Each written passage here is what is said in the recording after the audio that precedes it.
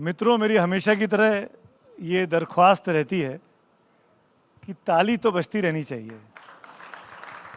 मैं जानता हूं कि शायद हाथ दुख गए होंगे, इतनी देर से आप तालियां बजा रहे हैं और हम लोग आपसे तालियां बजवा रहे हैं, पर हम लोगों की हौसला अफजाई के लिए यही एक तरीका है कि हम जो कर रहे हैं शायद आपको पसंद आ रहा है, अच्छा कर रहे हैं। तो ज़ोरदार तालियों के साथ स्वागत करते हैं अदिति जी का, मिली जी का और राम का। परिचय दे देता हूं, औपचारिकताएं ज़रूरी होती हैं इस मंच के ज़रिए। तो अदिति माहेश्वरी, आप लोगों ने वाणी प्रकाशन का नाम सुना होगा, उसकी सर्वे सर्वा हैं, CEO हैं। बहुत बहुत स्वागत है आपका अदिति जी।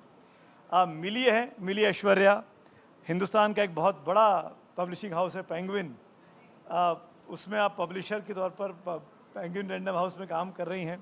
आपका बहुत बहुत स्वागत है। और तीसरे शख्स जो इस मंच पर हमारे साथ हैं, राम मिश्रा, ये एक अद्भुत अनोखा काम कर रहे हैं। ये पब्लिकेशन में नहीं है, पर ये आपको पब्लिसाइज कर सकते हैं, आपको उस जगह पहुंचा सकते हैं जिसकी युवा कवियों को आवश्यकता है।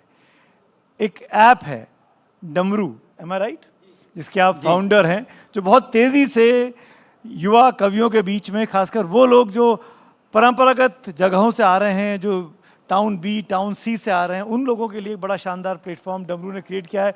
आप तीनों का बहुत बहुत स्वागत है। जैसा कि आशुतोष ने ये हमको बांध दिया है, क्या बिकता है और क्या टिकता है, इस टॉपिक के मद्देनज़र मैं बातचीत करता हूँ। मैं शुरुआत मिली आपसे करना चाहता हूँ, कितना ज़रूरी है इस बाज़ार में, क्योंकि आप इतने बड़े पब्लिशिंग हाउस से आ रही हैं, बिकना ज़रूरी है कि टिकना ज़रूरी है? क्या देखकर आप किसी भी पांडुलिपि को, किसी भी प्रतिलिपि को, किसी भी मैन्युस्क्रिप्ट को आप ओके करती है कि हाँ अब हम छापेंगे? आई थिंक ये मुश्किल सवाल है, बिकॉज पब्लिशर के लिए तो हमेशा यही सोच रहती है कि किताब टिके ज़्यादा समय तक। तो हम जो पब्लिश करते हैं वो हम सोचते हैं कि वो ज़्यादा टाइम तक रहे और रीडर्स उसको पसंद करें और शेल्फ्स पे रहे। पर उसके साथ जब एक नई किताब छपती है, जो एक्साइटमेंट रहता है, क्यूरोसिटी होती है, और शुरू का जो इनिशियल रिस्पॉन्स होता है इन टर्म्स ऑफ सेल्स या जो बिकती है, जो आप बोल रहे हैं, आई थिंक वो भी बहुत ज़रूरी है, बिकॉज उसी से राइटर्स की पहचान बनती है, उनकी रीडरशिप बढ़ती है, और हमारे जैसे लोग भी यहाँ पे हैं उसी के लिए, क्योंकि प्रकाशक तो टिकना भी है और बिकना भी है। मेरे लिए तो, मेरे समझ से दोनों होना चाहिए। और एक अच्छी किताब, मैं सोचती हूँ, उसको कभी आप दबा के नहीं रख सकते। एक जो अच्छा वॉइस है वो उभर कर आता है ही है, कभी कभी थोड़ा टाइम लगता है, पर लोग उसको पहचानते हैं और उसको उसका मुकाम मिलता है। And I am very happy, हमारे साथ हमारी ऑथर बानू मुश्ताक आज यहाँ पे हैं, और काफ़ी साल से लिख रही हैं, पर उनको अभी बुकर मिला है तो पूरी दुनिया उनको पढ़ रही है। यहाँ पे सिर्फ कर्नाटका और इंडिया के लोग नहीं, हमने इंग्लिश में पब्लिश की, और एक वो है यूनिवर्सैलिटी है आई थिंक ये लैंग्वेज की, कि पूरी लोग उसको पढ़ सकते हैं पूरे विश्व के। तो आज वो हमारे साथ यहाँ हैं, and I would like all of you to give her a round. जोरदार तालियां भानु जी के लिए। अभी बुकर मिला है भाई, बुकर। बहुत बहुत स्वागत है मैम आपका, थैंक यू सो मच, आप वक्त निकाल के हमारे साथ जुड़ी। आपके साथ तफसील से हम आगे बात करेंगे इस मंच पे। अदिति जी, लोकप्रियता या स्थायित्व, वही चीज़ को अगर मैं सभ्य भाषा में पूछ लूँ, बिकता या टिकता को, तो आपके हिसाब से क्या ज़रूरी है? हर युग में हर तरह का साहित्य लिखा गया है। जो जिस युग में लिखा गया, हो सकता है वो उस युग का सर्वश्रेष्ठ साहित्य नहीं माना गया, लेकिन आने वाली पीढ़ियां उसे वो दर्जा देती हैं। जैसे भारती जी की किताब गुनाहों का देवता, भारती जी के अपने शब्दों में उनकी सबसे कमज़ोर किताब थी। वो बिल्कुल भी खुश नहीं थे उसके पहले ड्राफ्ट से, उसके फाइनल ड्राफ्ट से।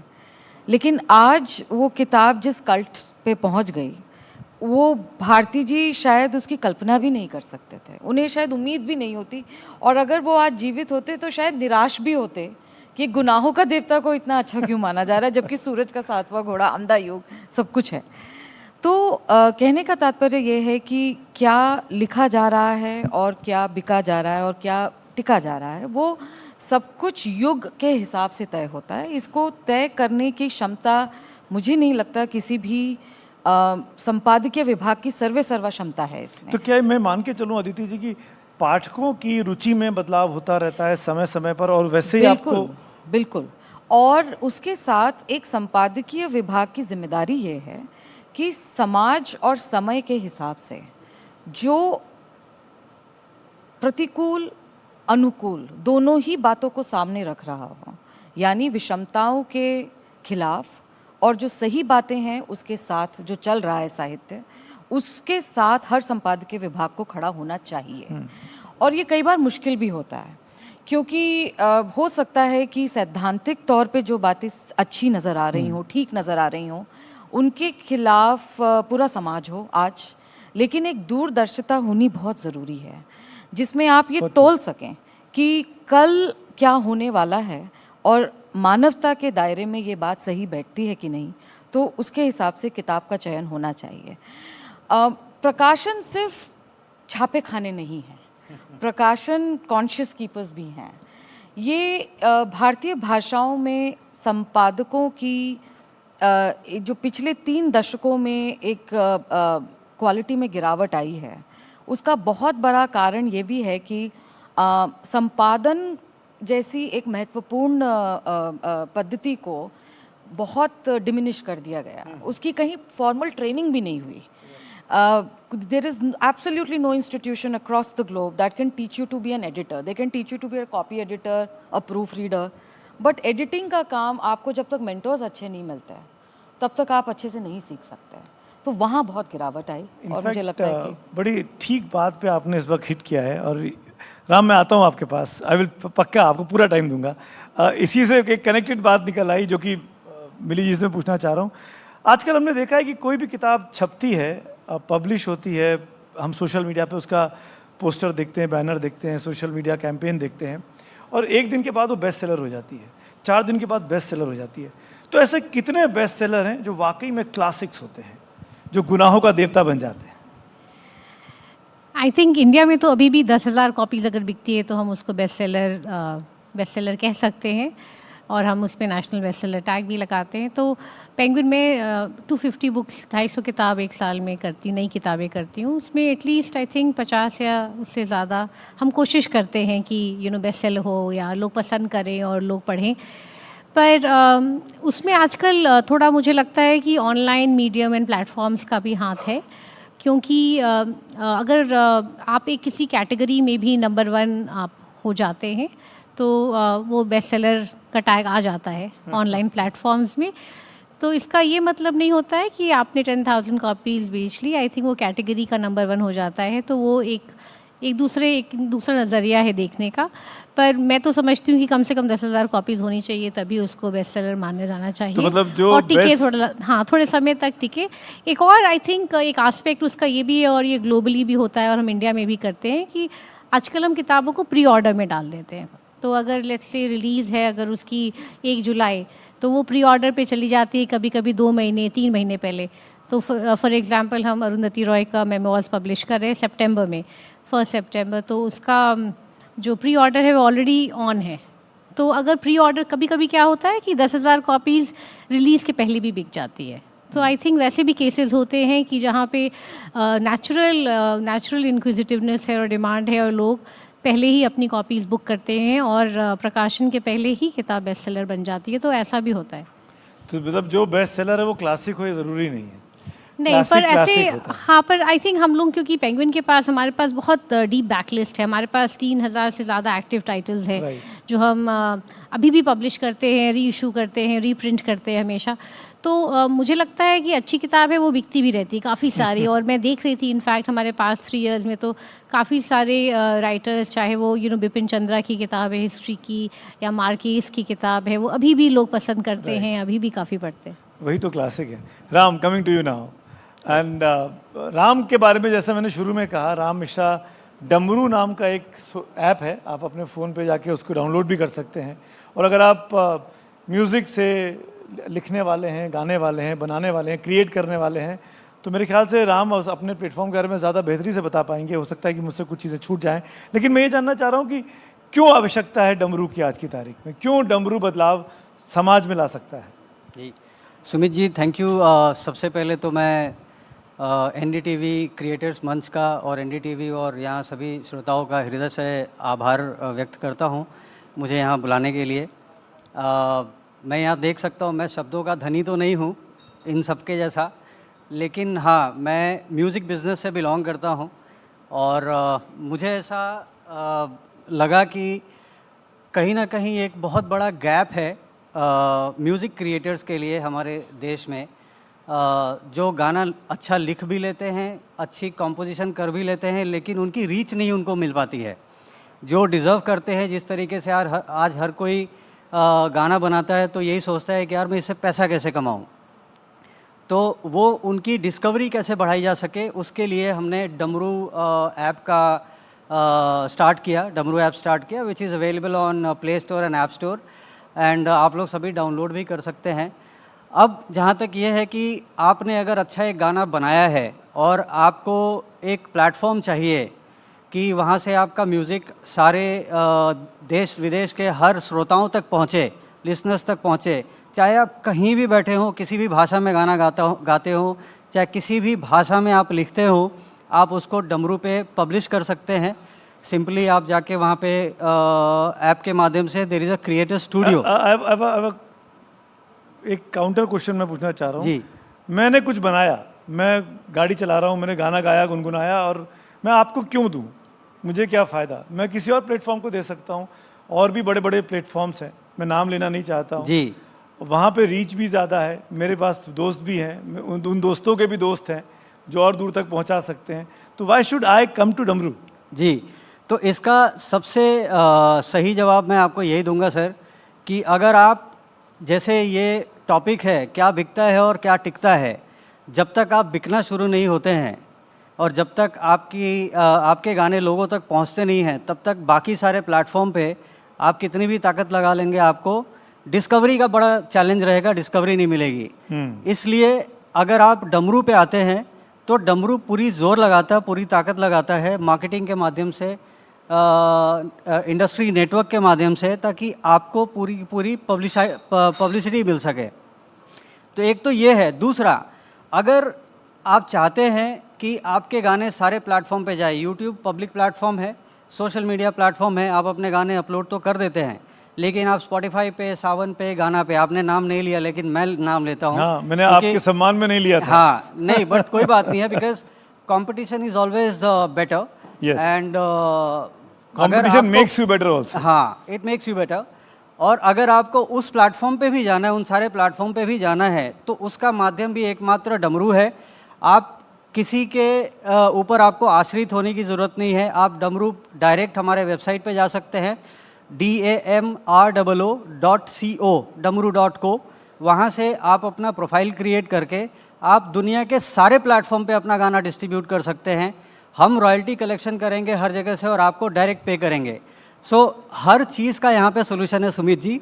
डमरू एक तो आपको एज अ स्ट्रीमिंग प्लेटफॉर्म। एक बात ईमानदारी से बताइए, आप तीनों लोगों से सवाल है, लेकिन पहले आप ही से, क्योंकि आप बोल रहे हैं आराम, कितना बड़ा खेल ये एल्गोरिदम्स का होता है कि किसी भी चीज़ को हिट कराने के लिए वो चीज़ ट्रेंडिंग करानी है तो कुछ वेरीफाइड हैंडल से उनको पोस्ट कराना चाहिए, उस पर कोलैबोरेशंस होने चाहिए और चीज़ें ट्रेंड करा दी जाती हैं, 2 दिन 4 दिन 5 दिन में मिलियंस तक पहुंच जाती हैं।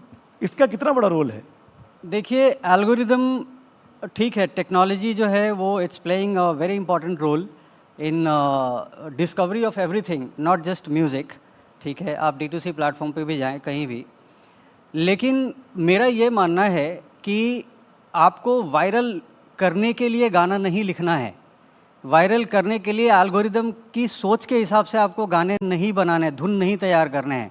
आपको गाना लिखना है जो दुनिया को, जो लोगों के दिल को टच करे। आप ऐसे गाने बनाएं तो आपको किसी के एल्गोरिदम की ज़रूरत नहीं पड़ेगी। आप एक अच्छी धुन लिखें जो दुनिया को टच करें। अब सिंपल सी बात है, क्या बिकता है क्या टिकता है पे एक और बात बताना चाहूँगा कि कोई दीवाना कहता है, कोई पागल समझता है। ये बिकता भी है, ये टिका भी है, और ये डॉक्टर कुमार विश्वास जैसे बड़े कवि को टिका भी चुका है। तो अगर अब इन्होंने, डॉक्टर कुमार विश्वास की अगर हम एग्जांपल लें, तो इन्होंने किसी एल्गोरिदम को फॉलो थोड़ी किया, राइट? इन्होंने लिख दिया, वो आपके पर्सनालिटी के साथ वो मैच किया, आज के युवा के साथ भी वो मैच कर रहा है, तो वो बिक रहा है और बिकता रहेगा। यानी कुल मिलाकर मिली जो मौलिक है, जो ओरिजिनल है, जो नोवेल्टी है जिसके अंदर, बिल्कुल। वो चीज़ चलेगी, चाहे वो I गायन में हो think, चाहे वो लेखन में हो। हाँ बिल्कुल, जैसे मैंने शुरू में भी कहा कि अगर किताब अच्छी है and the voice is strong तो वो लास्ट करेगा वो। और जो आप वायरलिटी की बात करते हैं, आई थिंक डिजिटल प्रमोशंस में और देयर वेरियस टूल्स कि आप टेम्प्रेरी 2-3 दिन के लिए people share and starts trending और वो वायरल होता है। पर आई थिंक जो वो टिकेगा तभी अगर उसमें दम है, अगर वो किताब अच्छी है और जो वर्ड ऑफ माउथ बिल्ड करता है, मे बी वो 2-3 दिन के वायरलिटी से वो तभी कंटिन्यू करेगा अगर वो अच्छी किताब है हमारे हमारे समझ से। तो आई थिंक एंड में तो वही बात आती है कि मतलब वो चीज़ अच्छी होनी चाहिए तभी टिकेगी और तभी लोग उसको ज़्यादा समय तक पसंद सही बात करेंगे। है, प्यासा है, आज भी देखा जाए तो कोई नहीं भूल सकता। शोले बार को बार कोई देखते नहीं भूल हैं, सकता, बार बार देखते हैं हम। बार बार देखते हैं। शोले को कोई नहीं भूल सकता, मुगल आजम को कोई नहीं भूल सकता। ये ऐतिहासिक कल्ट है हम लोगों के लाइफ टाइम के। अदिति जी, एक बात बड़ी ईमानदारी से बताइए, और आप ईमानदारी से बात करती है, मैं आपको कई सालों से जानता भी हूँ। ये बच्चे बैठे हैं, मुझे को कई सारे छात्र मिलते हैं, कई सारे यंगस्टर मिलते हैं, सर हमने लिख तो लिया है पर हम छप नहीं पा रहे हैं, हम यहाँ चक्कर काट रहे हैं, हम वहाँ चक्कर काट रहे हैं, इसके पास जा रहे हैं, वो रख लेते हैं, आना कल आना, 2 महीने के बाद आना। इनको कैसे आप वाणी तक या किसी भी पब्लिकेशन हाउस तक आना चाहिए? लंबी यात्रा है, इसके लिए तैयार रहिए।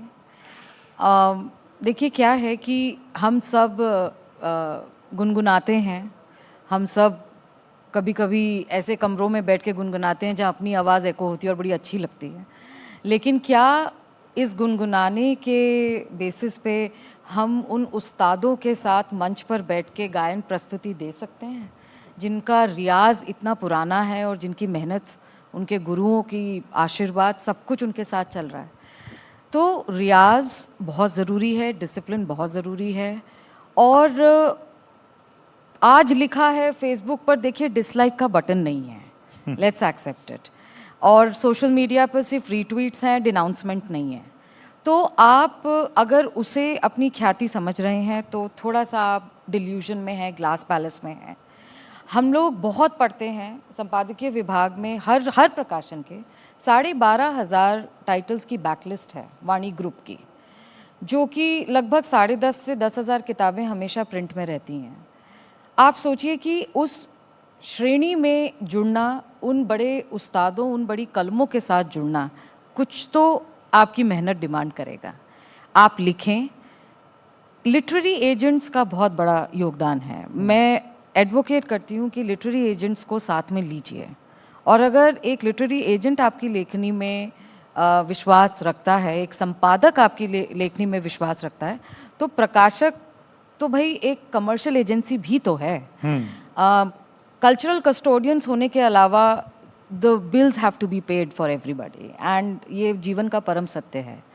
तो इसमें अगर आपकी लेखनी के साथ हमें जुड़कर ऐसा लगता है कि ये ऐसी किताब है जो अपने समय की कुछ ग्राउंड ब्रेकिंग बात कर रही है, स्वागत है। अंकिता जी यहाँ पर हैं, मैं से माँ तक इन्होंने लिखी, हालांकि वो मेरी किताब नहीं है लेकिन मुझे बहुत पसंद है। मनीषा जी यहाँ हैं, त्रिमाया इनकी अभी किताब आई जो कि जानवरों और मनुष्य के बीच में मात्र सत्तात्मक परिप्रेक्ष्य के बारे में बात करती है। गगन जी यहाँ हैं जिनकी कविताएं पता नहीं 3 पीढ़ियों से ज़्यादा लोग पढ़कर।